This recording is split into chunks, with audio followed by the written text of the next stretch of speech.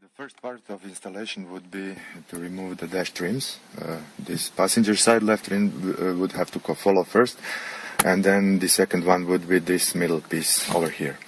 Now before I start, I would strongly recommend you two things. First, not to attempt this in the winter, especially if your car is out in the cold. The best thing to do is to put it in the garage where it's warm, open the windows, open the doors, wait a few hours until it warms up a bit, because the plastic will be much easier to work with while it is warm rather than when it is cold. The other thing that has to be done is to disconnect the minus from the battery in the trunk compartment. This is actually my second attempt of opening these trims. The first time I did it was to establish what type of connector I got in my business CD radio, and it was cold, and I ended up breaking up clips that are behind. So do not attempt to do this with metallic pieces, even though it is possible, but you will end up scratching the trims like I did, as you can see over here. So best thing is to use the trim tools which you were provided with if you got this Navall E46 head unit. So I will start with this passenger door side. Pry it open. Now with this tool it should be pretty easy to get it out. So this is how the back side looks like. There are also metallic pins that go inside these clips. Now before I managed to break a few of them, but hopefully they are available. Thankfully they are available in the eBay. They look like this. Normally you would install them in this way, perpendicular to the position they are now, and then you would use the simple screwdriver to screw them into this position, as you can see here. Now in this installation this pin did not fall off, so we'll have to remove it. It actually goes inside this trim like this. So now this trim set is complete. Okay, now to the centerpiece. It should have another pin right here, and it should fall off pretty easily. Now my key is inside, it's probably causing some trouble.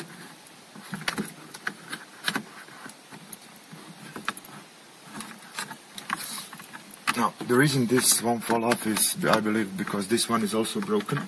Like I said, I didn't have the proper tools to disassemble this trim, and this is why I'm having problems now. So the best thing would be to wait. Yeah, you see, this one is also broken, and I'll have to reinstall it after the installation has been completed. Okay, now this will reveal those screws over here that we will be using to remove the radio out, and then we will also remove those two screws to get the back panel of this structure out. Okay, stop.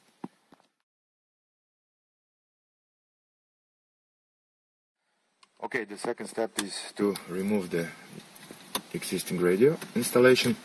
Now this will not be particularly interesting part, I believe, but maybe it will just show that it's not all in all too complicated to do. Okay, now as soon as you do this, the radio should fall off pretty easily, as you can see over here. Now there will be two harnesses for the radio. The first one is antenna. You take it out by pulling this little knob over here, and the antenna falls off. Now notice the shape of the connector for the antenna. And the other part is the connector that you should pull off.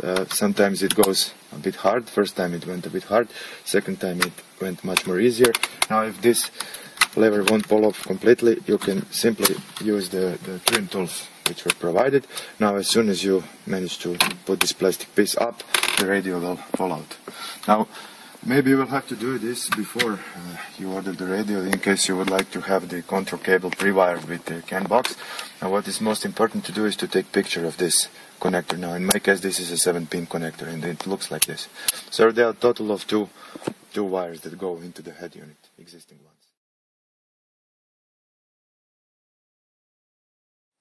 So now that the radio has come out, the next step would be to remove the climate control, which you can see over here.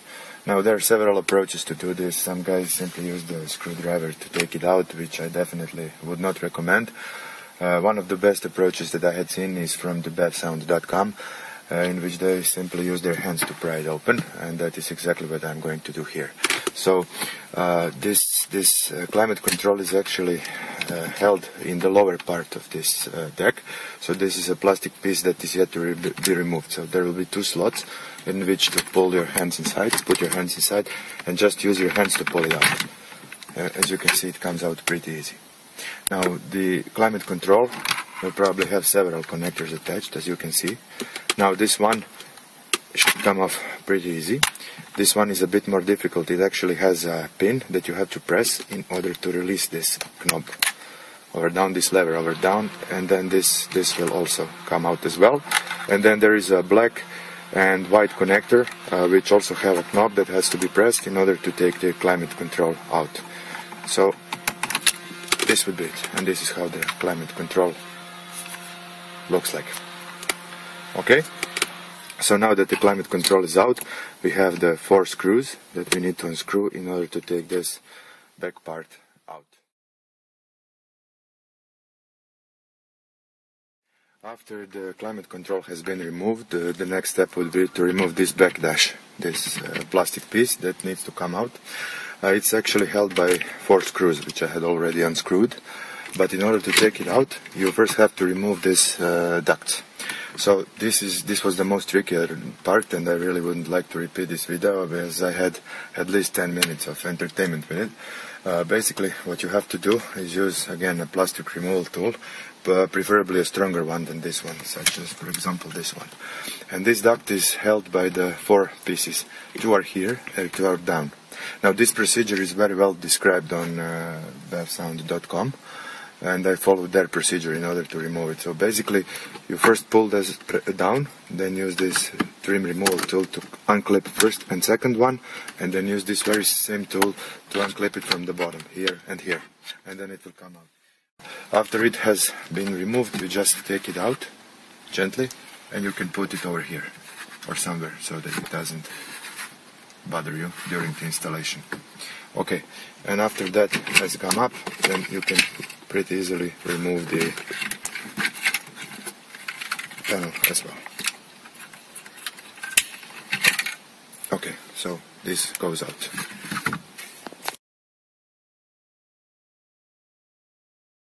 Okay, now that we have removed the back dash panel, the plastic piece that was in the center of this, holding the radio and climate controls, the next thing to remove would be this sunglasses compartment.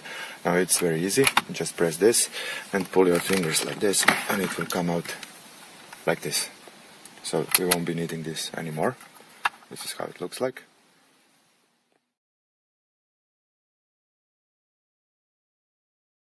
So now that the sunglass compartment is out, the next step would be to remove the shifter boot. Now the reason for removing this is that we need to reveal 2 screws, here and here, in order to remove this shifter trim. And when the shifter trim is removed, then the screws holding this old panel should be revealed entirely. So there are, I think, 2 screws holding it here, and also 2 screws which you cannot see right now. Just a second. There are 2 screws, one of them here, and one of them is over here. So we need to unscrew all of them in order to get this old panel out. Okay, so I'll start with removing the shifter boot.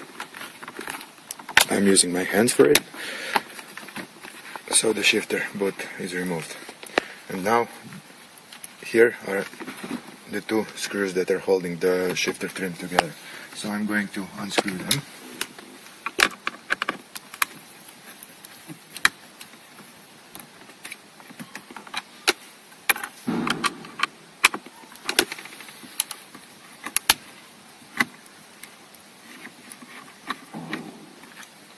Now, in order to remove the shifter, you'll also have to remove the harness from those 2 switches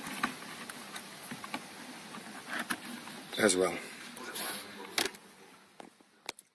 Okay, with the screws removed, now this shifter trim would just go up easily, and you will notice 2 connectors holding these switches for the side passenger and driver side windshield glass. It's pretty easy to remove, first of them, now also the second one, and now this trim goes off.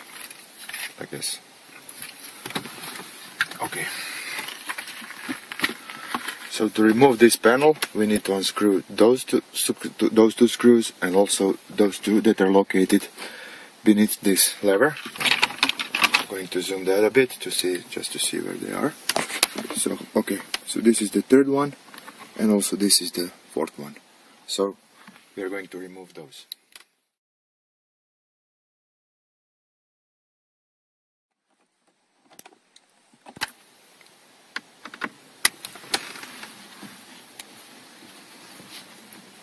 Now when this plastic piece goes off, I presume it will have some wiring, because we have this ASC button, and also there will be some wiring for the LED for the ashtray, and also for power supply for this for the cigarette lighter as well.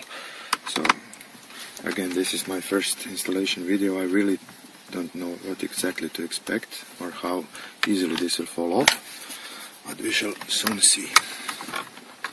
Okay, the screws are out. It actually seems to go out pretty easy, as you would see. And let's see the harnesses on the back. So this is the LED light for the ashtray. This is the ASC button. I think it will also be very easily removed. Yes. And what remains is the lighter. It also goes out pretty easy. As remember, I think this is the negative wire, this is the positive. The positive goes, in my case, on the left side, while the negative goes on the right one. So to remove this as well. And the panel goes off. Now what we need to do with this panel is to remove the ASC button to be placed into the relocation panel. And also we have to take this lighter element, put it out and put it into the new relocation panel.